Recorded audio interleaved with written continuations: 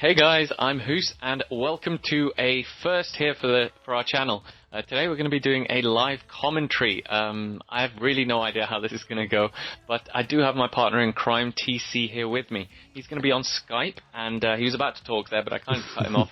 I feel really bad, but I just want to get this intro done because he's going to be doing a lot of the talking on this video. But essentially, because I'm down in London, he's up north, we're talking on Skype right now.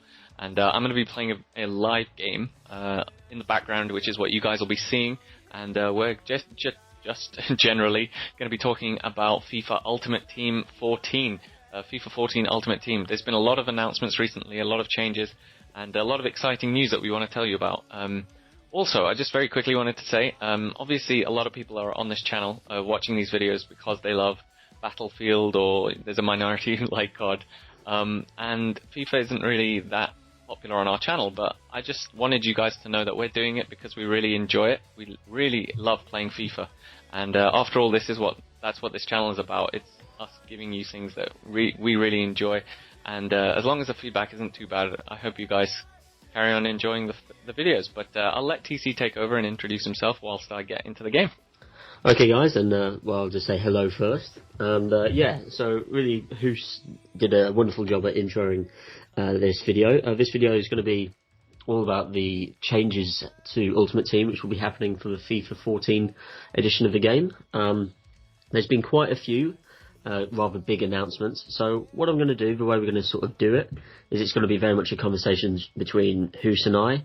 And it's going to be, I'm firstly going to reel off the main changes of the game, so in sort of a numbered fashion, and then we'll go back on each change and then have a little bit of a conversation about those, and then hopefully through our conversation there'll be a bit of a conversation in the comments down below.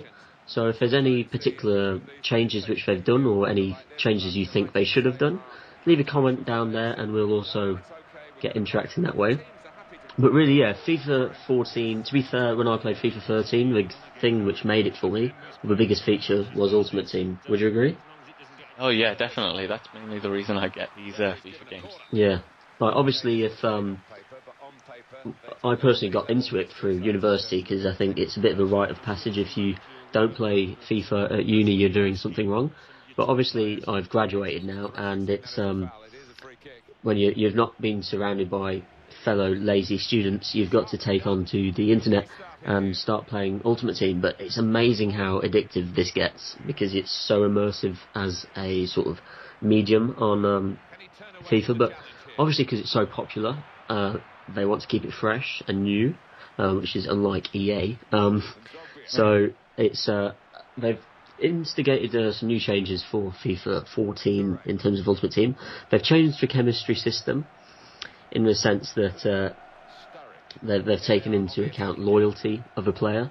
You can't just buy Ronaldo for one game and sack him off because he just won't perform to his card stats. So that's one thing. They've brought back, finally, online single matches, which I called it. Yeah, you did call it, didn't you? It was it needed to be done, because cups, yes, they're good for the first sort of 10 times you win them. But then you sort of get to a stage where you meet people who are there just, obviously you play to win, but it comes to a point where they sit at the back and just the most annoying type of FIFA player. And it's, I'm playing against a guy right now who's got 5 at the back. Nice, love that. It's sort of, as the game sort of first released, it was 3 at the back, then 4, then 5, and I'm sure some smart Alec will try and get 6. And obviously, as I said, they've brought in player loyalty. This is, obviously, if you buy players from packs, you'll get their full loyalty, because they've joined the club, and is it like you've signed them since they're 16, they're going to be always there with you. But if you buy a player, say you buy Steven Gerrard to your squad, it's going to take him 10 games to get that full loyalty, to then perform at his full card stats. And also, new squad customizations, so you can assign your captain, assign free kick takers, assign penalty takers, but also they've got rid of formations, in the sense that you would buy, going back to Gerrard, you'd buy him in, say, 4-3-1-2, and your squad would be, say, 4-1-2-1-2, and he would not perform as well as he would if he was in that formation. So that's another interesting point. So as I say, so who are you coming against? Who's? I can't actually remember what this guy's team is. Let me see. I think it's a BPL team, yeah. Oh yeah, he's got a lot of pace up front. He's got Remy as per nice front. But to be fair, I've got storage, so I can't really complain. Yeah. So as I say, we're going to sort of go into a sort of a bit of a conversation now in terms of the main changes, and this thing about sort of the chemistry styles and loyalty is an interesting one, because if you think about it, the way the sort of football player market works in real life is, we were talking about this before actually, about big players going to big clubs and big players who really, if they wanted to, could make a lot more money where they are or in other places, but don't because they're loyal to the club. And how actually they're quite hard to find in the modern game, the modern era of football. But I think it's quite a nice feature they brought in. So the sort of the theory behind it is, obviously, as I said before, if you get a player in a pack, you're going to get his full loyalty. But if you buy him, say, off the market, you're not going to get that full performance out of him until he's played 10 games. Do you think it will? I think it will make a difference in terms of, you see how quickly squads are rotated. Yeah, definitely. I think it's good simply because you find a lot of people who just sort of buy cards and then play them for 5 games and until they've used up all the contracts, and then they discard them. Mm-hmm. But that'll be out of the game because of the fact that the players won't have any loyalty. I'm trying to go near post. I failed so hard. But yeah, so I think that will be good. It'll keep the game fresh, and but it will make players who sort of think more long term with their squads, which I think is right, because despite people sort of getting bored and thinking, okay, I'm going to have about 5 different squads and I'm going to do some really random stuff, they'll have to think twice more about that now. So you won't get as many people being sort of taking the Michael when they're playing against you. I've just conceded a goal where I should not have. Standard FIFA though. Yeah. I think you'll get more serious play, but hopefully people will take it a bit more seriously. As I don't want to say the same word twice, but seriously serious. Yeah, they'll be really seriously serious when it comes to gameplay. That's my thoughts on that. Yeah, and also that, because I play with the same squad for a couple of 100 games at least. Admittedly, I wouldn't like to say I've played a couple of 100 games of FIFA, but I definitely have. But also, it's not just that, the loyalty, they've also bring in the different chemistry styles. So that can affect the way your goalkeepers, defenders, midfielders and forwards actually play. So if you want say you got 2 strikers at top, one's very much more of a support role, say you're 90 or 10 or whatever, and by adjusting the chemistry style, you could then have 2 very attacking forwards in that sense. So that's pretty cool. I think does that sort of get away with the work rates almost? If you wanted a midfielder to sit back. Oh, that's a very good point. I think that does actually, doesn't it? I didn't really think about it until then. But just uncovered a gem. But I think the work rates, which are often such an issue. Say you buy, like I have Marcelo in my squad. Now, obviously, he's a very well-known Brazilian left-back, but when you play with him on FIFA, he likes to be left-wing. And maybe by putting these chemistry styles on, he will fulfill his role as a left-back. So that's something which could be quite a good move. Well, we've already made the move, but I think that will really quite shift the way the game moves. Yeah. Into sort of a more realistic style. Yeah, you're right. But also bringing back the online single matches, as we said before, which was apparently, according to the EA Sports webpage, was the community's most sought after feature for it to be returned. So to be fair, I like it, because the amount of times where you get even more aggravated at a loss because you're either in the semi-final or the final. And as I said, the option just to play cups, not my cup of tea. As I say, I'd like to have a little bit more of a casual gaming experience, so these single matches should hopefully deliver that. Yeah, that's what it was like in previous ones, man. It was so much more fun. I really enjoyed it, and I'm really looking forward to seeing them back, because as soon as they deleted them, as soon as I got FIFA 13, I was like, where the hell are the single matches? And I couldn't believe that they took him out. It was such a pivotal part of the game. I was like, what the hell are we supposed to do then? Yeah. Matches.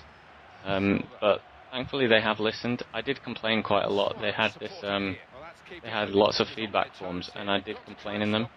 So it's good that they've listened. Yeah, and they've also, I think that's good, because the only thing I do hope, which they've not actually, I don't think they've actually said, is I hope they have dedicated servers. Because, especially for a good chunk of that product life cycle, you'd have periods of time where you'd be able to join a game, no problem at all, but you could be 4-1 up and then you'd be disconnected. Nothing more infuriating than unreliable servers. So hopefully that's something they invest in. It certainly plays a big role in Battlefield, the different independent servers. So that could be something we see, but also they've sort of transformed the look of the marketplace. It looks from the...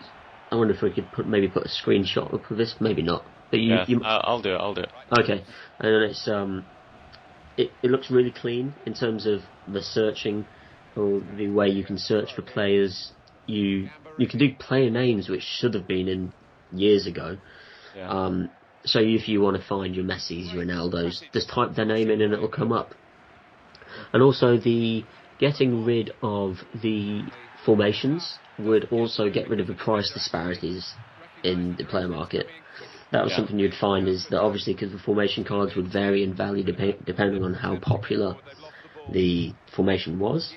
Yeah. So that'll be good. You'll get that one flat rate, and you won't be getting people searching for your 5 at the back formations and then searching for cheap formation cards. It will sort of balance out the market that way. Yeah. But no, I think it looks nice. It's slightly more inviting because the actual page for FIFA 13 is a bit dense, if that makes sense. It's not easy on the eyes. This certain rendition of Ultimate Team looks like that. That's sort of a design nerd sort of thing to look into. And you can also, obviously, they've changed the new squad customization. Firstly, how are you doing? The game still 1-0? Yeah, it's the worst, man. He's playing 5 at the back. He's just counter-attacking hard. Nice. Have you got counter-attack on as well? I have, but it's just, I can't break him down. And when I do, we're playing on the snowy weather. So nice. I can't even do proper lob through balls, man. It's really peeing me off. Let's be honest, with modern day football pitches, how often do you play on frozen grounds in the larger stadiums? Especially at the Emirates, man. At the Emirates. So maybe that's something to bring in, or maybe dynamic weather. Ooh, that would be so sick. Yeah, but that would really annoy me, because I'd be well happy that it's not snowing. Yeah. And then I'd be like, oh, for fuck's sake, it's raining, man. Though to be fair, we are in England, so it's pretty much expected. And also, they've going off the weather, such a British topic to talk about. Yeah. Going off talking about the new squad customization options, which is obviously to be able to customize your team wholly as a whole entity is pretty good. And like you can change their shirt numbers, which is pretty a minute detail. Like I never really. It's a welcome one, to be honest. Yeah. So I'm not going to complain about it. I never really yearned to be able to change shirt numbers. Oh my god, I've just hit the post. That is so typical, man. See, FIFA, most infuriating game ever. Oh, I've just hit it again. Oh my god. Sorry. That's okay. So annoyed, man. I should be winning this, if not drawing it, man. It's the worst feeling in the world. Is it nearly half time? Oh, it's 81 minutes in, mate. No, really? He just probably... And he's just gone and scored at the other end. That is life. Guys, this is FIFA at its worst, and you have no idea. I get so angry at FIFA. I'm trying my best not to get angry on FIFA, but if I wasn't recording this, and if we weren't, if we wanted to maintain a civil impression, if we weren't wanting to do that, I would be screaming my head off and swearing rather profusely. But I shall not be doing that. Good, that's good. Yeah, exactly. It's only a game, and my guys can't make passes now. We will try and get. That'd be something interesting to see if they've got rid of this momentum malark. Yeah, exactly. I doubt they will have though. No. Because if there wasn't that, no one on FIFA would have anything to talk about. Yeah, exactly. I'm just looking at the player ratings, and Lloris has gone down to 84, which is good because he's naff. He was so bad in this game, man. He was one of the worst keepers I've ever seen in my life. Considering he's 86. Yeah. And Corzola's 85. Oh, that's a good shout. Yeah. A good shout. Bale 87. These are all unconfirmed and unfinalised. Yeah, Falcao 90. Oh, really? Yeah, Stephen El Shaarawy is 82. Yeah, he was always rated quite low, wasn't he? Yeah, what would it be? FIFA 12? He was like 74. So that's pretty sick. And I think overall, as you say, the changes are pretty welcome, don't you think? Yeah, definitely. I'm really looking forward to getting the new game. It's going to be epic. Simply because it's kind of like a rite of passage. You just have to get it. Yeah, spending 40 quid on a game is like, ugh. Considering it's almost exactly the same game as the last game you bought, but it has to be. It has to be. Yeah, definitely. Oh my god. I could have won. Oh, I could have at least, gotten a goal back. It was 2-1 it finished. Ugh. So should we say we're finished with the video? Because we got one more. Yeah, I think... Oh, have we? Okay, cool. Well, we'll play... Yeah, I'll play a little bit. Or I'll show everyone my record and my teams and stuff. Yeah, okay. So, let's carry on talking, yeah.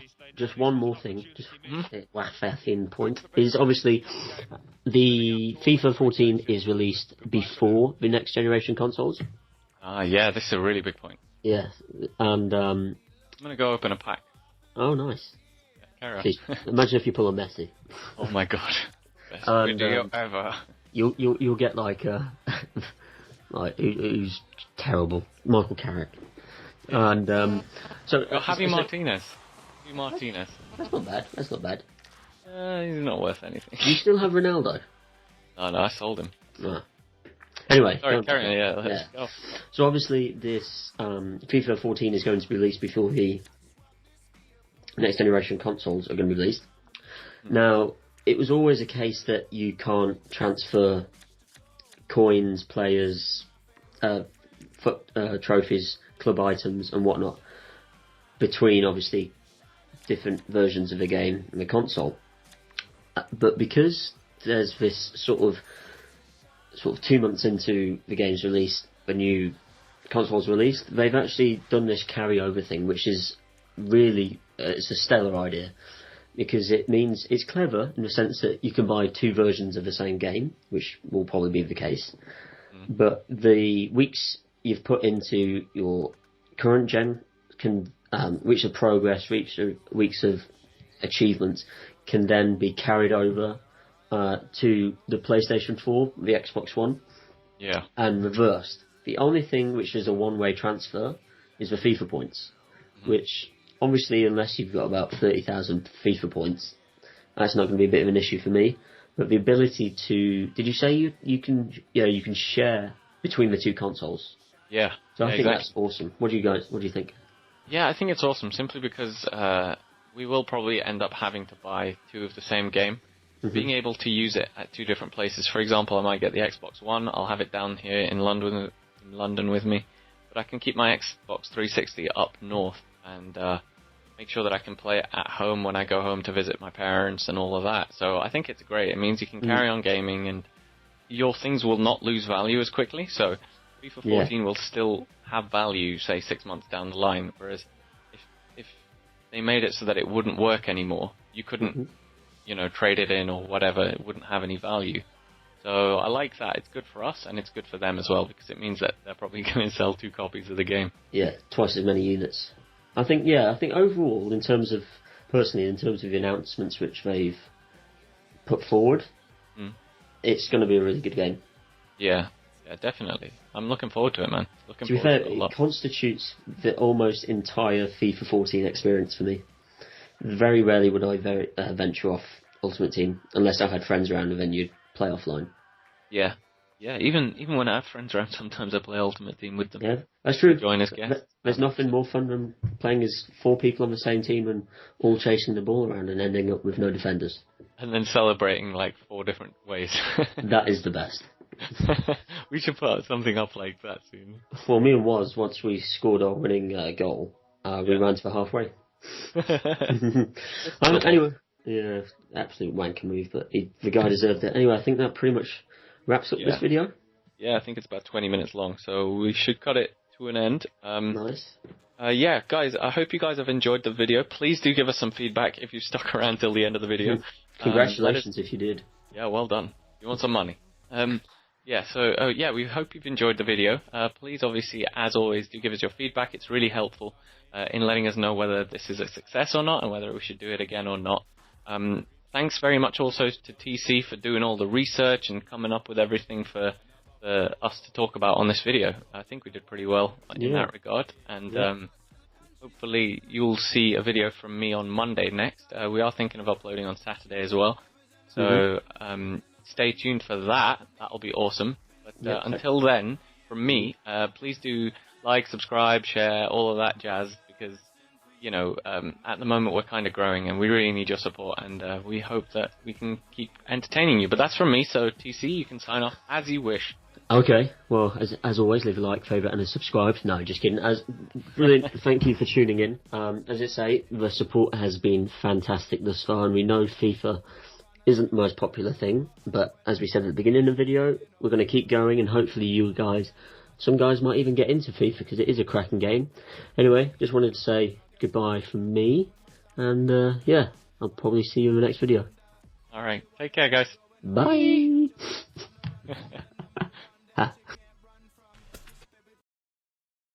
Fucking smash that so hard.